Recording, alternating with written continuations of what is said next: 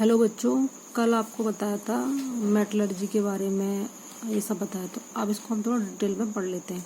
Metallurgy धातुकरण, ये 3 step में होता है। नंबर 1 है अयस्क का सांद्रण, सांद्रित अयस्क से धातु प्राप्त करना, फिर धातु का शुद्धिकरण किया जाता है बच्चों। तो इसको हम एक चार्ट के द्वारा दिखा देते हैं एक बार, तो आसान रहेगा हमारे लिए कि जो अयस्क है, ओर्स है हमारे पास, ओर्स, वो जो अयस्क है हमारा, जो ओर है, तो उसका पहले हमें अयस्क में सांद्रण करना होता है। उसके लिए कई विधियां हैं। पहला है गुरुत्व पृथक्करण विधि, झाग प्लवन विधि अगली विधि है, चुंबकीय पृथक्करण, फिर निच्छालन अथवा लीचिंग अगली विधि है।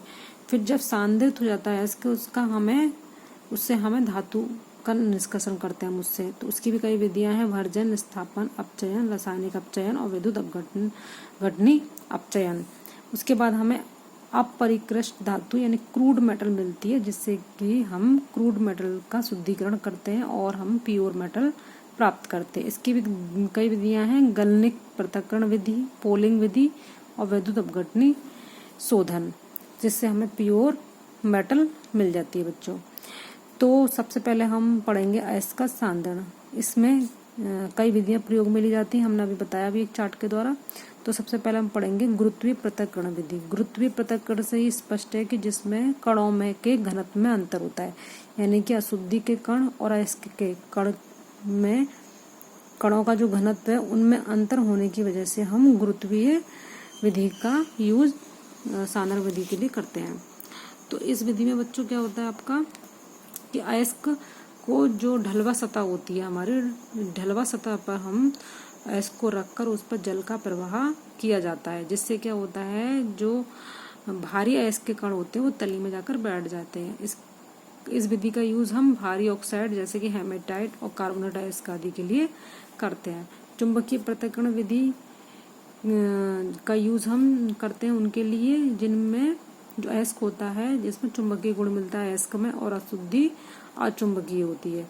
तो चुंबकीय पदार्थों के सांद्रण, अयस्कों का सांद्रण हम चुंबकीय पृथक्करण विधि द्वारा करते हैं। और चुंबकीय अयस्क जो होता है अशुद्धि से अलग कर लिया जाता है, क्योंकि चुंबकीय अयस्क में चुंबकीय गुण होता है, जबकि अशुद्धि में कोई भी चुंबकीय गुण नहीं होता है। और आपके एक संरचना बनाते हैं जिसमें 2 पहिए घूमते हैं, जिसमें एक बेल्ट पर जो आपका अयस्क है उसको डाला जाता है और अयस्क चुंबकीय पहिए के साथ में चिपके रहते हैं और अशुद्धि दूर हो जाती है।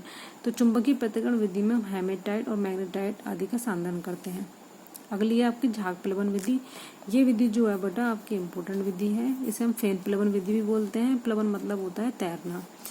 तो इसमें क्या करते हैं, एक पात्र में अयस्क को लेकर इसका निलंबन बनता है, निलंबन बनाया जाता है, जिसमें कि कुछ चीड़ का तेल या सोडियम एथिल जैंथेट मिलाया जाता है, जिससे कि वो झाग बनाता है उसके अंदर, जिसमें अयस्क के कण जो होते हैं वो तेलीय हो जाते हैं और सोडियम और जो अशुद्धि जो होती है वो जलीय ही रहती है। जलीय होने की वजह से अशुद्धि जो होती है वो नीचे बैठ जाती है और जो सोडियम एथिल जैंथेट जो झाग बनाता है उसके झाग के साथ में जो अयस्क के कण है वो झाग के साथ ऊपर आ जाते हैं, जिससे उसको अलग कर लिया जाता है। इस तरीके से अशुद्धि तली में नीचे बैठ जाती है। तो इस विधि में हम सल्फाइड अयस्क जो होते हैं उनका प्रयोग करते हैं।